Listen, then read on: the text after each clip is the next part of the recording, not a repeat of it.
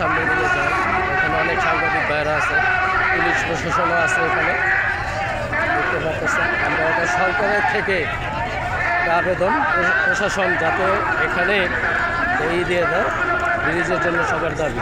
নিচে রাস্তাটা খুব পুরনো অবস্থা, বেহাল অবস্থা, এই কারণেই এখান থেকে সুন্দর